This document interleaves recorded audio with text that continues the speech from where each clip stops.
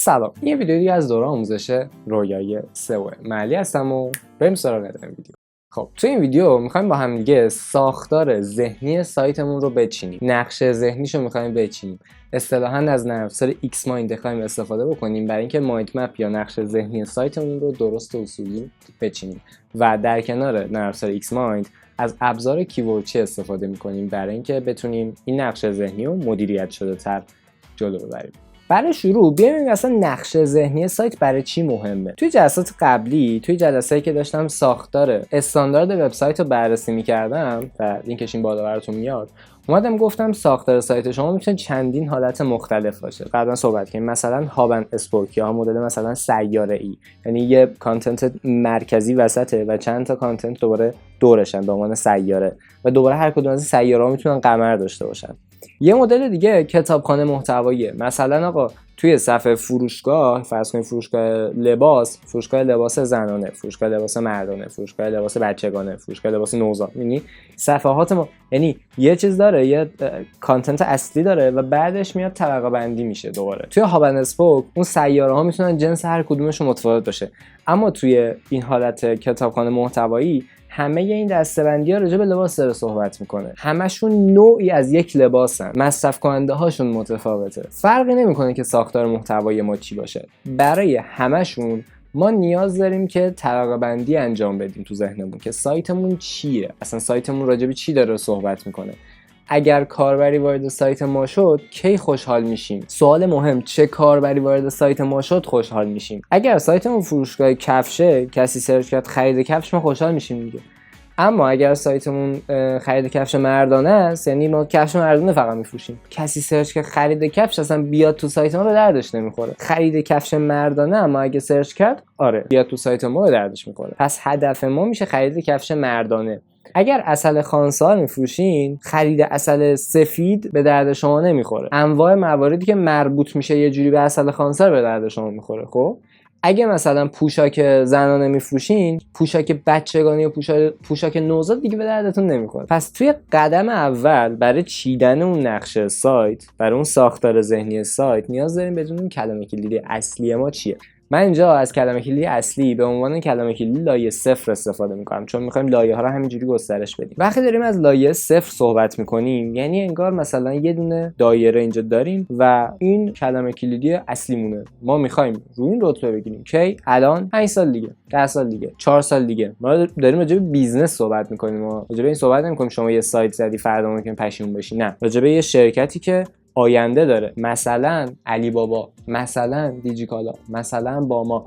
اگه شما شرکتتون رو مثل این دارید نگاه میکنید و میگید آره من توی بیزنس خودم باید ترند بشم، من تو بیزنس خودم باید بولدترین بشم 5 سال دیگه، ببین کار یه روز، 2 روز، 3 ماه، 6 ماه نیست این حرف من دارم بزرگتر صحبت میکنم. من دارم برای کسب و کاری صحبت میکنم که میدونه قراره چی کار انجام بده یا یه تیم داره برای تدوین استراتژی بازاریابیش کلا. اوکی؟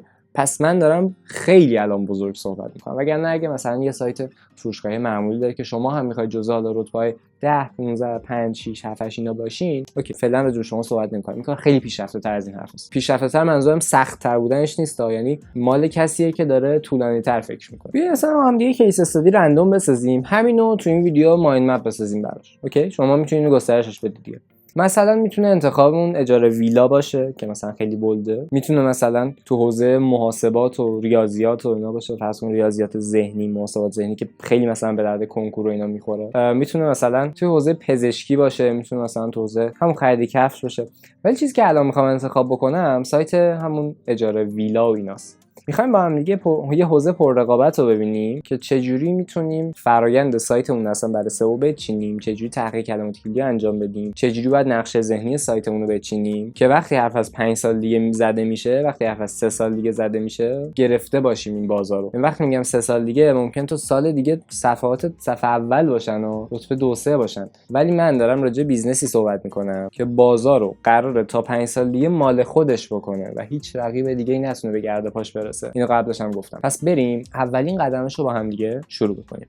آقا من به عنوان صاحب یک کسب و کاری که میخوام تو حوزه اجاره ویلا و سویت و این داستانه کار بکنم، سوال اول اگر کاربر چی سرچ کرد و به من رسید هدفمه. کلمه کلیدی هدم، کلمه کلیدی اصلیم چیه؟ ویلا، سویت، آپارتمان، اجاره، ویلا، اجاره، سویت، آپارتمان، اینا همشه دیگه. خب با هم الان میریم تو کامپیوتر نگاه میکنیم. سایت‌های رقیبم هم دقیقاً همین کارو کردن. سرچ میکنی ویلا، سرچ میکنی سویت و حالا کلمات مشابهش، اینا میان بالا. ببین سایت‌های رقیبمون چیکار کردن. شما وقتی سرچ میکنی ویلا، سایت‌های رقیب میبینی جاباما، سایت شب، سایت جاجیگا، سایت ویلاجار، ویلا داتایار، سفر مارکت، میهمانشو، ویلایار. میبینی اینا رقیبانا، ولی دیگه وارد صفحه‌های پایین شده.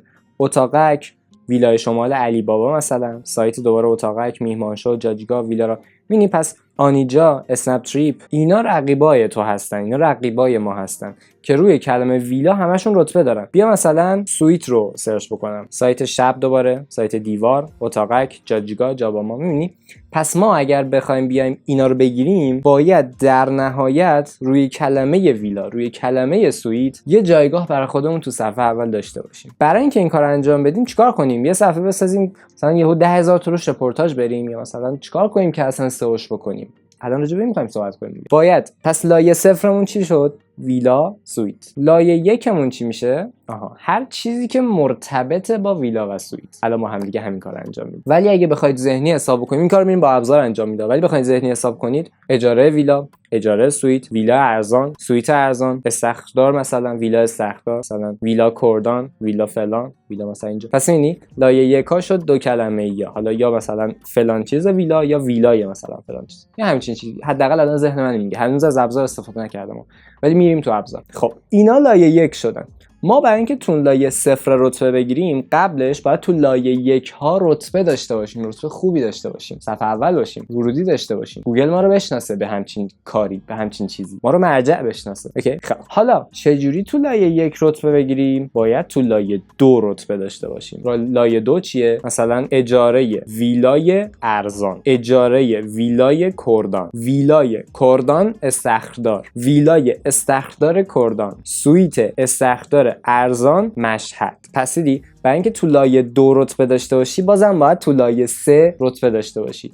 و اگر بخوای تو لایه 3 رتبه داشته باشی، باید بری سراغ لایه 4. یعنی اول لایه 4 رو فتح کرده باشی. اصولیش اینه، راحت ترین راهش اینه. و اگر شما این کارا رو کرده باشی، دیگه کسی به گرد پاتون هم نمیرسه. آقا تا لایه چند ادامه بدیم؟ تا جایی که مردم سرچ میکنن، تا جایی که خلایی برای مخاطب وجود نداشته باشه. هر خلایی وجود داشته باشه تو توش رتبه داری. خلاها رو چجوری پیدا کنیم؟ اصلا اینا رو چجوری پیدا کنیم؟ اینایی که الان بهتون گفتم همش از ذهن من بود. شما تا کی میخواید از ذهنتون صرفا استفاده بکنید و خطاها رو در نظر نگیرید؟ ببین ذهن من به اندازه شاید مثلا نهایتا 1000 تا مشتری که میتونم شبیه سازی بکنم تو ذهنم فکر بکنه، ولی سرچ مخاطبا، سرچ کاربرا دقیقاً همیشه اونی نیست که من تو ذهنم میگم. خیلی وقتا باید از ابزار استفاده بکنم. الان با هم دیگه میخوایم بریم تو کامپیوتر از ابزار کیبوردچی کمک بگیریم برای اینکه این نقشه ذهنی سایتمون همینجوری گسترشش بدیم. خب همونطور که گفتم، وقتی شما کلمه ویلا رو تو اینترنت سرچ میکنید، سایت شب، جاجیگا، ویلاجار، ویلا، اسنپ تریپ و باقی همه اینا میان. ببینید بازم میگم من کاری به فرایند مارکتینگشون یا کلا بازاریابی دیجیتالشون کاری ندارم، چون رشد یه برند به خیلی چیزا بستگی داره. حتی مثلا SMS های تبلیغاتی که خیلی وقت ارسال میکنن برای مشتریاشون یا حتی کسایی که مشتری نیستن، میزان خدماتی که ارائه میدن، پشتیبانیشون، تیکتینگشون، نمیدونم همه اینا دست به دست هم میده که سایت شب بیاد این بالا بشینه و سایت جاجیگا هم بیاد مثلا اینجا بشینه. اما توی این ویدیو کلا داریم با این فرض میریم جلو که همه این کارهای مارکتینگ، بیزنس و همه اینا تو ایدئال ترین حالت ممکن داره انجام میشه. اگر سایت شما یا اگر بیزنس شما کارهای مارکتینگش کامل و 100% توسط تیم حرفه‌ای انجام نمیشه، تیمی که کارش این باشه، شما قاعدتا نباید به این فکر کنید که اصلا بیاید تو این رتبه ها، چون حضور تو این رتبه ها نیازمنده اینه که یک تیم خیلی توانمند بیاد هر بخشو پوشش بده. الان ما فقط میخوایم بیایم و سئو یا آن پیج سایت رو قوی کنیم. من به سئو تکنیکال الان کاری ندارم. من به نمیدونم اینکه بیزینسشون چقدر پشتیبان داره یا مثلا چه خدماتی ارائه میدن کار ندارم. مثلا اینکه ظاهر سایتتون باید به همینقدر کاربرپسند و جذاب و یوزر فرندلی و راحت و این چیزا باشه، و اینا الان کاری ندارم. اینا حتی میشه سئو تکنیکال. الان ما میخوایم راجع به سئو آن پیج صحبت کنیم، سئو داخلی این سایت ها، لینک دادناشون و حالتهای مختلف دیگه. مثلا اینجا نگاه کن، یه نمونهشو بخوام بگم، چیو لینک داده؟ اجاره ویلا در رشت رو لینک داده. ولی وقتی میای اینور میرسیم به مشهد، ننوشته اجاره ویلا در مشهد، اجاره سویت در مشهد، چون تعداد کاربرایی که سرچ میکنن ویلا در مشهد خیلی کمتر از کسایی که سرچ میکنن سویت در مشهد. پس با کلمه سویت لینک داده. این یه سری نکاتشه که خب شما باید کیورد ریسرچاتون رو دقیق انجام بدید، لینک سازیاتون دقیق باشه و باقی موارد. الان فقط میخوایم بیایم و لایه اون کیوردایی که گفتم رو استخراج بکنیم. اول از همه وارد سایت کیورد چی میشیم، لاگین میکنیم تو اکانتمون و اینجا کلمه‌ای که میخوایم رو سرچ میکنیم، مثلا کلمه ویلا، و از اینجا جستجو رو میزنیم. ببینیم کلمه کلیدی هد ماه. اوکی، خب بریم با هم دیگه ببینیم چیا سرچشون بیشتره. ویلای ساحلی، ویلای من چی هستم؟ یه فیلمه. خب این هیچی. پس ویلای ساحلی هم فکر کنم فیلمه. خب پس این دوتا هیچی. خود ویلا که مشخصه، ویلا کردان، ویلاجار اسم اون برند، ما باش کاری نداریم. ویلا رامسر، ویلا به انگلیسی، ویلا سوئیسی. ببینید اینا باید سرچ بکنید دیگه، ویلا سوئیسی. می‌بینید جاجیگاه الان روی این رتبه گرفته. تو اصلا می‌دونستی همچین چیزی هست مثلا تو ویلا، به عنوان یه سئو کاری که تو حوزه ویلا و اینا اصلا کار نکردی، ولی اتاقک می‌بینی. ولی اینجا مثلا شب، سایت شب اینجا رو نگرفته. نکات مهمه دیگه. شما الان بیاید اینجا فعالیت بکنی، میتونید تو این حوزه از شب بالاتر باشید. ویلا مدرن چی؟ ویلا مدرن. یعنی الان مثلا هیچ کدومشون رو ویلا مدرن کار نکردن. تو بینگ چی؟ کردان، ویلا شمال مثلا، ویلا رامسر، سوئیسی، مدرن، ویلا دنیز فکر نکنم ربط داشته باشه. یه خرید و فروش ویلا. اوکی. ویلا لولمان. یعنی اینا سرچ کاربراسا، ویلا دوبلکس، ویلا استخدار فلان. خب پس لایه صفرمون ویلا بود. لایه یکمون میشه اینا. بقیه‌اش از کجا پیدا کنیم؟ میایم پایین تو این قسمت اینجاها. ببین سرچ کاربر مشخصه دیگه. ویلا الف میشه ویلا استخدار، ویلا انزلی، ویلا اطراف تهران، ویلا استخدار رامسر، مثلا ویلا پاک دشت و حالا همینجوری تا تشت دیگه. ویلا همدان، ویلا هشگرد. پس لایه یکامون تا الان پیدا شد.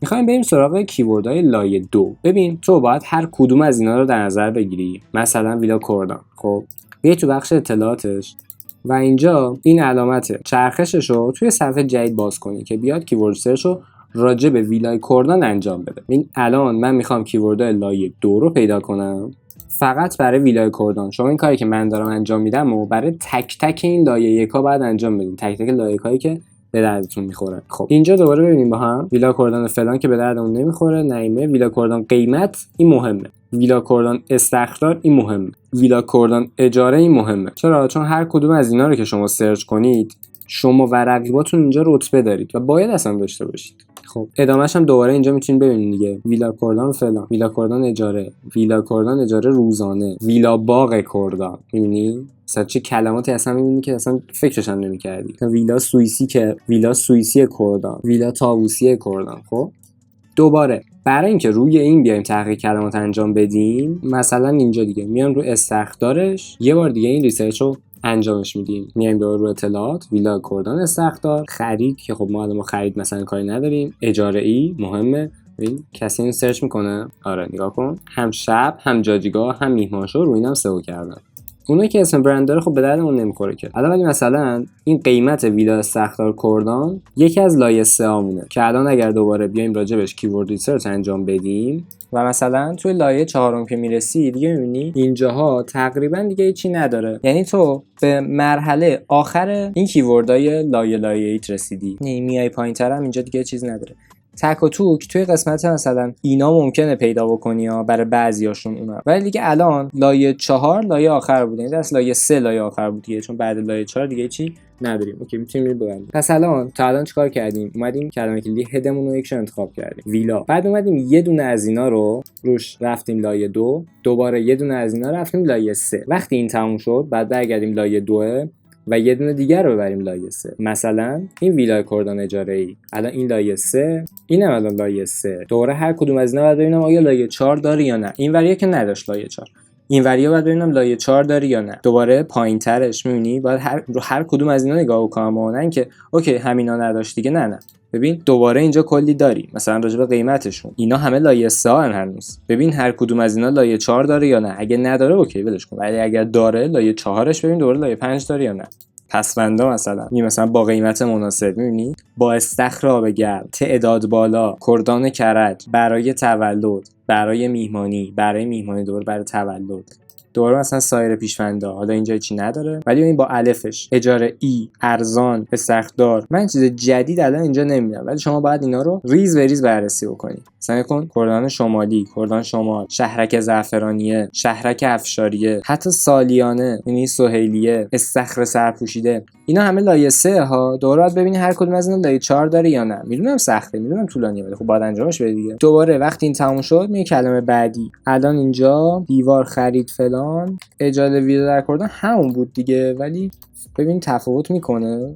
ببین دیتای این خیلی زیاد تفاوت نمیکنه. این سرچ کاربرا شبیه هم بوده، چون این ویلا کردان اجاره است، این اجاره ویلا در کردان. یکم ممکن متفاوت باشه، باید نگاه کنید. یعنی مثلا اجاره باغ ویلا در کردان برای تولد اینجا نبودش، ما اینجا نداشتیمش. تو باید همه اینا رو با مدل‌های مختلفش بررسی کنید. ولی همچنان این لایه 3 دیدی، پس یه لایه دیگه هم رفتم جلو. اجاره ویلا کردان برای تولد دوباره که از بخشای لایه 3. خب میایم پایینتر تو این بخشاش. الان من تو لایه 2 ام. این بخشا قسمت خرید فروش داره. خب توی قسمت ویلا به درد من نمیخوره، من تو حوزه اجاره ویلا مثلا دارم کار میکنم. ولی بهتریناش میتونه برای من پست بلاگ بسازه. پست بلاگ چیه؟ ببین تا الان راجع به صفحات فروشنده ما داشتیم صحبت میکردیم. صفحات فروشنده ما چه صفحاتیه؟ مثلا برای جاجیگا صفحات فروشندهش صفحاتیه که مستقیم کاربر میتونه ویلا اجاره بکنه دیگه. اوکی، پس چه صفحاتی صفحات بلاگشن؟ صفحاتی که مثلا جاهای مختلف رو معرفی میکنه، مجله گردشگری، غذاهای شهرهای مختلف، به کجا سفر کنم، نمیدونم معرفی شهرهای مختلف، مثلا اونی کارناوال رقص، نمیدونم سوغاتشون فلان، اینا رو بعد از کجا پیدا کنم؟ همین کارا رو، یعنی همین کیورد ریسرچ ها رو باید توی کلماتی که مرتبط با بلاگتون دوباره لایه‌ای انجامش بدین. یعنی مثلا توی قسمت سفر به کجا من نیازه که توی لایه 1 بیام به جای ویلا بنویسم سفر کن، سفر، یا سفر به، یا مقصد، گردشگری، سوغات. این کلماتی که کلمات کلیدی هد بخش بلاگمه. دوباره برای بخش بلاگ باید یه دونه مایند مپ بزرگ بچینم. من اینجا الان سفر به رو جستجو میزنم. بعد مثلا میام تو قسمت پایین مثلا میام قسمتی که با حروفه، یعنی مثلا سفر به نه، سفر به و فلان. این خیلیاش کشوره، خب اوکی، ولی مثلا یزد، ببین دوباره مثلا سفر به یزد و من این کارو براش انجام میدم. سفر به یاسود، سفر به یزد در زمستان، مثلا سفر به هرمز، سفر به همدان. غالبا سفر به مریخ به درد ما نمیخوره، ولی مثلا سفر به لرستان چرا؟ مثلا با ماشین شخصی در زمستان، با قطار در پاییز، در تابستان، در نوروز. میبینی اینا چیزیه که میتونه پست بلاگ من باشه. مثلا بهترین ماه سفر به یزد، بهترین وقت سفر به یزد، وسایل لازم برای سفر به یزد، زمان مناسب برای سفر به یزد، چه وسایل لازم است. میبینی میخوام بهت بگم که این الان من سرچش کردم دیگه، کی راجبش محتوا ساخته؟ نه جاجیگا ساخته، نه شب ساخته، ولی علی بابا راجبش ساخته، مستر بیلیت راجبش ساخته، جاباما اوکی، حالا مثلا راجب یزد نساخته، کلا وسایل سفر مثلا ساخته. یعنی پس دوباره الان کلمه کلیدی هد دیگه من پیدا کردم، وسایل سفر، مسافرت. یعنی اینا کلمات کلیدی هده و برای تک تک اینا ما باید تا لایه آخر بریم. خب دید چیکار کردم؟ الان تا چند تا لایه رفتم جلو. حالا ما برای اینکه بتونیم اینا رو اینجوری که مثلا شکلشو بهتون نشون دادم طبقه بندی بکنیم، میتونیم از یه نرم افزار کمک بگیریم به نام Xmind. توی نرم افزار Xmind ما میتونیم بیایم بچینیم دقیقاً هر کدوم از این صفحاتی که داریم کجاست، مثلا چه جوری بریم. دقیقاً همین شکلی که بهتون گفتم نشون داده میشه دیگه. دقیقاً Xmind برای نقشه ذهنیه و میتونید نقشه ذهنی سایتتون رو قشنگ پیاده بکنید. اوکی، الان پس بیایم بریم سراغ قدم بعدی. فکر کنم با این تحقیق کلمات کلیدی لایه‌ای الان آشنا شدیم. می‌خوایم با هم دیگه مایند مپش رو بسازیم. شما کافیه که تو اینترنت Xmind رو سرچ بکنید، وارد وبسایتش بشین، بخش دانلود، و برای سیستمتون دانلودش کنید و نصبش رو انجام بدید. من الان اینجا قبلا فایلش دانلود کردم، نصبش رو الان انجام میدم. خب الان من وارد Xmind شدم دیگه. قسمت مایند مپش رو میزنم، روش دبل کلیک میکنم و بر من باز میشه. این وسط کلمه کلیدی اصلی من چی بود؟ مثلا ویلا. دیگه چی بود؟ مثلا سویت. اگر هر کدوم چیزی هم پیدا کردید این زیرش می‌نویسید دیگه. اونایی که توی یه صفحه باید بهشون اختصاص بدیم و زیر هم می‌نویسیم. اینجا چی میشه؟ اینجا میشه این سمت، یعنی لایه دویا دیگه. ببین اینا میشه لایه دو. ویلا کوردان، ویلا رامسر، ویلا سوئیسی، ویلا مدرن. اینجا واردش میکنم. ویلا کوردان، ویلا رامسر و همینجور بقیه‌اش. به این صورت همینجور تا انتها مثلا میتونم براش یه ساب تاپیک بسازم، دوباره مثلا بر هر کدومش یه دونه دیگه بسازم و همینجور تا آخر بره. دوباره یه دونه دیگه هم این شکلی باید برای بخش بلاگم بسازم. اگه نخوام این کارو کنم، یعنی میخوام با همه رو با یه دونه جمع کنم که البته خیلی زیاد میشه و من پیشنهادش نمی‌کنم، میگم بشکنیدش با حالت مختلف. ولی یاد میتونید این وسط بنویسید که سایت مثلا من، حالا بیاید اینجا یکیشو بنویسید چی بود؟ ویلا سویت، بعد اجاره ویلا اجاره سویت. اینو که ما الان نیازش نداریم، این میشه چی؟ میشه مثلا مجله سایت ما. خب حالا پس یکی این سایت من، یکی اینا. الان هد من این نیستا، هد من اینه، این لایه صفرم این. خب الان بیام براش ساب تاپیک بسازم. چی بودش؟ ویلا کوردان، ویلا استخردار، دوباره بعدی چی بود؟ ویلا رامسر، ویلا سوئیسی، ویلا مدرن. ویلا رامسر،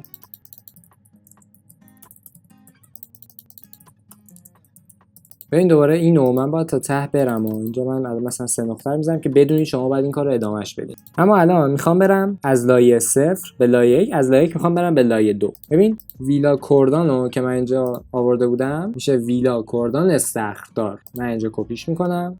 ویلا کوردان من یه ساب تاپیک داره به نام ویلا کوردان استخردار. دوباره اگه سخت داره یه دونه دیگه هم داشت که دیگه فکر نکنم دیگه این آخرش بود دیگه، مثلا اجاره روزانه، اجاره ای. ببینی خب میام خط بعدی، دوباره خط بعدی، کلمات کلیدی معادلش رو اینجا می‌نویسم. یعنی هر کدوم از این باکس‌ها برای یه صفحه است. من نمیتونم یه صفحه برای ویلا کوردان استخردار بسازم، یه صفحه دیگه مثلا راجع به اجاره ویلا بسازم. اینا همه یه صفحه دیگه، فقط فیلتراشون متفاوته.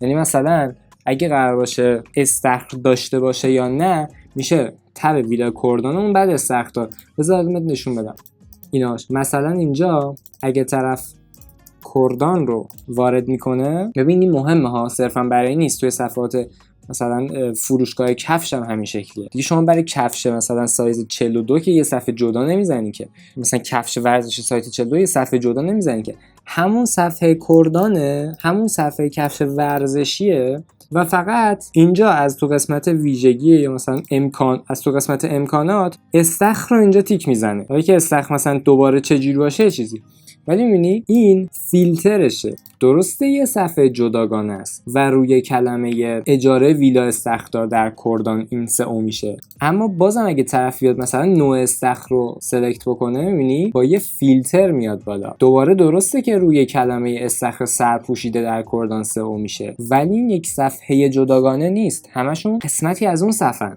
یعنی پس هر چیزی که اینجا هستش کلمات کلیدیه که تو توی اون صفحه باید روشون کار بکنی، از این کلمات استفاده کرده باشی چون سرچ کاربراست، با این کلمات لینک سازی بکنی چون سرچ کاربراست، چون محتوای اصلی تو راجع به اونه. ولی حتما سایتت باید یه ساختار منطقی داشته باشه.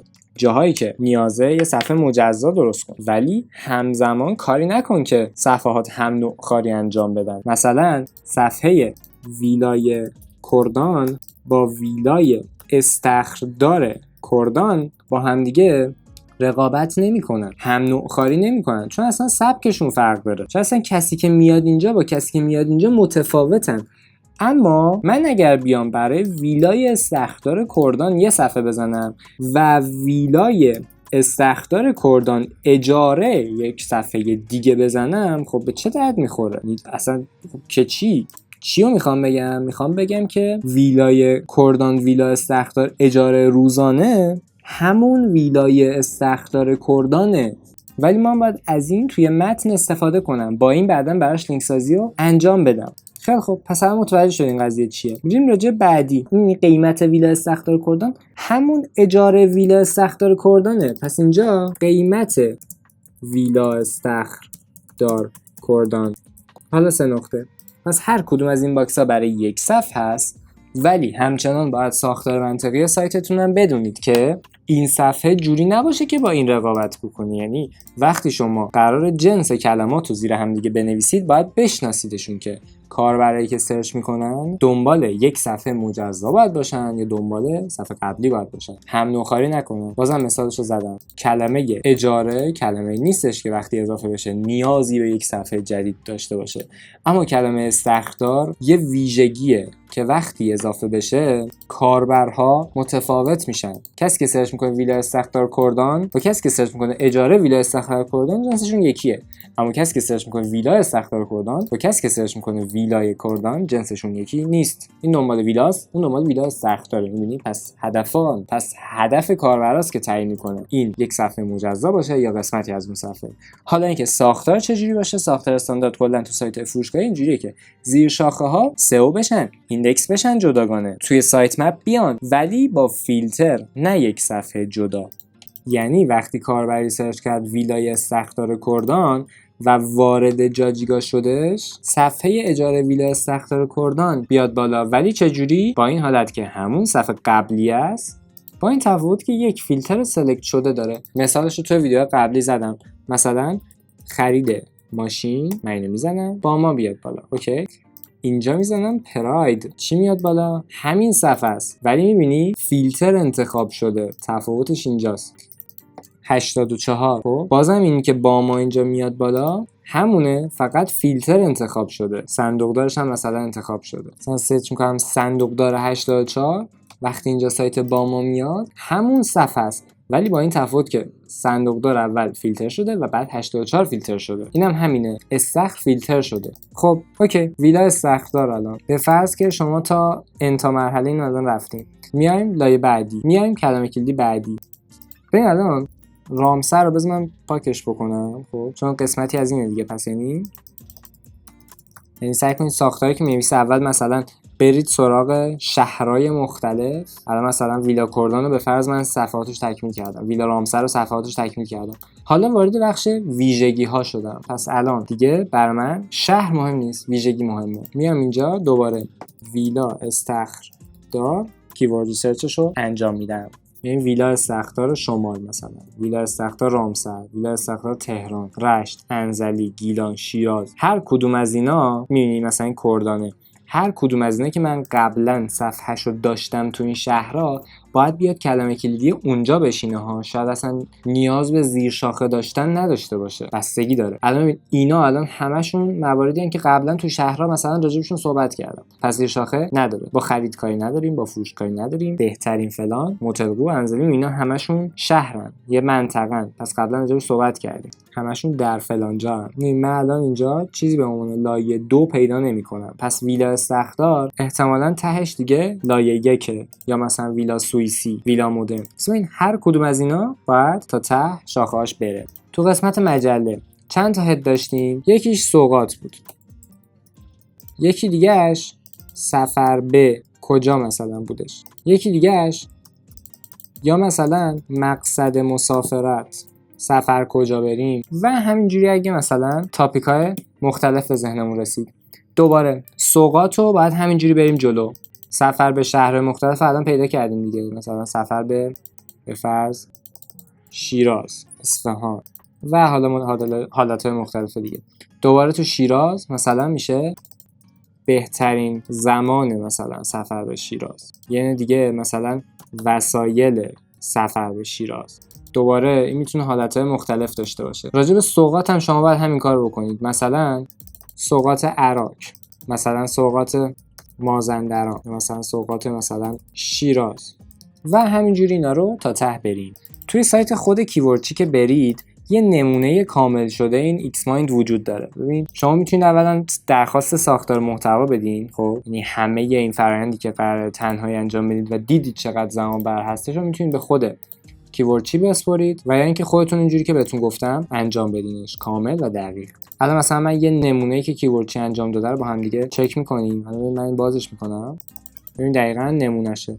مثلا شیشه سکوریت، خرید، فروش، فلان اینا، مثلا 402 مثلا این 403 باید باشه الان دیگه. حالا مثلا به فرض مثلا یکم قیمت فلان، بعد دوباره هر کدوم از اینا فروش فلان در کرمان، در تبریز، در اصفهان. می‌بینی اینایی که بعضی شهرها سرچ مردم بیشتر بوده. دوباره وقتی در تهران صحبت کردیم، خیلی‌ها سرچ کردن شرق تهران، خیلی‌ها سرچ کردن غرب تهران. خیلی‌ها دنبال خرید و نصاب و اینا نبودن، دنبال تعمیرات مثلا بودن. مثلا وقتی شهر رو تموم شد، مدلاشو گفته، مثلا دست دوم فلان، پستم مشخص کرده که آقا پست بلاگ بوده یا مثلا لندینگ پیج بوده یا صفحه محصول بوده. توی مدلی که ما ساختیم اینجا، الان این پست بلاگه. چجوری باید بسازیم؟ میای اینجا یه لیبل بهش اضافه می‌کنیم، مثلا می‌زنیم که پست بلاگ و اینتر می‌کنیم. این زیرش براتون می‌نویسه که پست بلاگ بوده. یا مثلا میتونی اینجا نوت اضافه کنی، مثلا پست بلاگ، خب که از اینجاش مشخص بشه که کدوم به کدومه. دیگه هر جور خودت راحتی دیگه. ولی الان تو نسخه‌ای که کیورد آماده کرده بودیم پایین مشخص کردیم که هر کدومه، دسته‌بندی محصول. پس ببین اینجا الان من میخوام بهت بگم این دوتا هدامه. این چی باید باشه؟ صفحه اصلی سایتم، درسته؟ پس یه دونه اینا اضافه میکنم و مینویسم صفحه اصلی سایت. میام اینجا میزنم دسته‌بندی شهرها، مثلا صفحه اجاره ویلای شهرهای مختلف. خب دوباره هر کدوم، دوباره اینو اگه بخوام اینسرتش بکنم، لیبل اجاره ویلای شهرهای مختلف، هر کدوم مشخصه. حالا توی بعدی میام میگم چی؟ مثلا شهر خاص فیلتر روشن، که بدونم کسی که داره سئو میکنه بدونه چی به چیه. این میشه چی؟ ویژگی فعال، صفحه دسته‌بندی، صفحه فلان، اما ویژگی فعاله. این ساختارش مهم نیست چپ و راست بشه. مثلا ویلا سوئیسی یعنی یه نوع ویلایی که ویژگیش فعاله. مدلش رو بخوای ببینی میشه ویلا سوئیسی. خب مثلا اینجا الان میبینی ویژگیشه، میبینی دقیقاً یه ویژگی انتخاب شده، یه ویژگی سلکت شده. پس توی این مایند مپ هم میشه ویژگی فعال. خیلی خب، فکر کنم خیلی هم مثلا اذیت شدین، چون حتما که حالا کسب و کار شما راجع به مثلا مقصد و نمیدونم سفر و ویلا و این چیزا نیستش، ولی یه مثال بود دیگه. کسب و کارها از بعضی جهات خیلی به هم شباهت دارن. مثلا چی؟ مثلا همین بخش فیلتر فعالی که گفتم، مثلا اینکه شما بدونید صفحاتتون نباید هم نوع‌خواری بکنن، مثلا اینکه شما باید بدونید کاربرتون هدفش از جستجو چی بوده که اومده اون رو سرچ کرده. اگه هدفش متفاوت از اینه، پس یک صفحه مجزا باید داشته باشه. اما اگه هدف چند تا کوئری یکسان هستش، اگر چند صفحه مجزا براش بسازید، دارید به سایتتون آسیب میزنید. پس اگر هدف یکسان، صفحه یکسان، اگه هدف متفاوت، صفحه متفاوت. کلمات LSI یا کلمات هم خانواده مشابه و کلا اون چیزایی که همدیگر در بر میگیرن باید صفحه یکسان داشته باشن. اما کلماتی که معنای سرچ کاربر داخلشون متفاوته، قاعدتاً باید صفحات متفاوتی داشته باشن. بعد از اینکه این کار انجام دادی، شما میتونید با استفاده از این فلش اینجا مثلا دو تا رو به هم دیگه ربط بدین. بگین آقا من از این لینک میدم به این، یا دوباره مثلا از این لینک بدید فرض کنید به این یکی، یا مثلا از صفحه سفر به شمال قسمت بلاگتون این شکلی لینک بدید به کجا؟ مثلا ویلا رامسر. اینجوری شما متوجه میشید که لینک سازیاتون چجوری باید انجام بشه و چجوری باید صفحاتتون رو تقویت کنید. خب میرسیم به قدم آخر. وقتی این سایت شما گسترش پیدا کرد و رسید تا این گوشه ها، تا این آخرها، شما از اطراف باید تولید محتوا رو انجام بدید تا کم کم اینجوری برسید به وسطتون یا کلمات کلیدی هدتون. از قسمت بلاگتون باید برای صفحات فروشنده‌تون کمک بگیرید. دوباره از قسمت بلاگتون باید برای لینک سازی کمک بگیرید. لینک سازی خارجی ها رو جوری انجام بدید که به صفحات فروشنده‌تون کاربر هدایت بشن.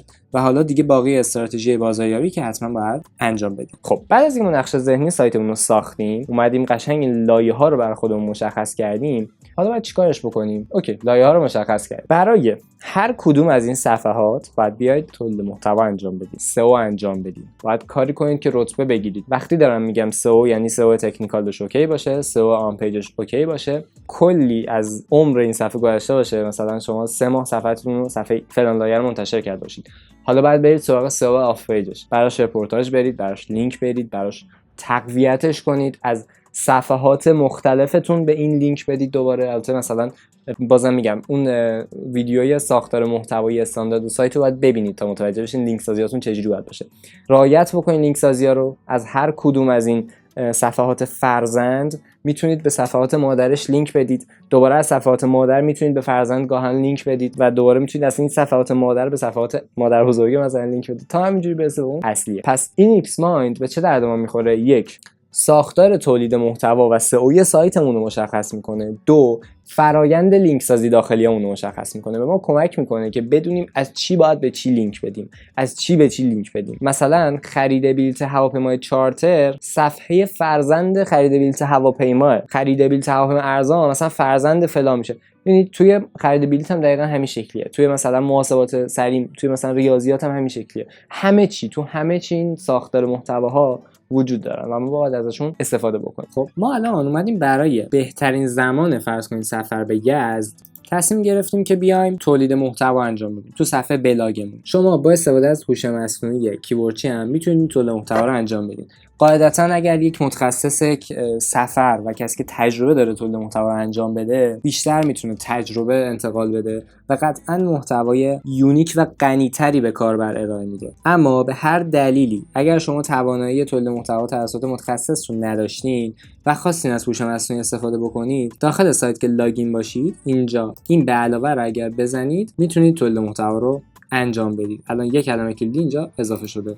عنوان مقاله: بهترین زمان سفر به یزد و موضوعش رو بلاگ پست یا محصول میتونید انتخاب بکنید. نام برندتون، مثلا حالا ما میگیم همون جاجیگا، فرض کنید برای جاجیگا داریم تولید محتوا میکنیم. مثلا جاجیگا یه وبسایت رزرو و اجاره ویلا و سویت در شهرهای مختلف ایران است.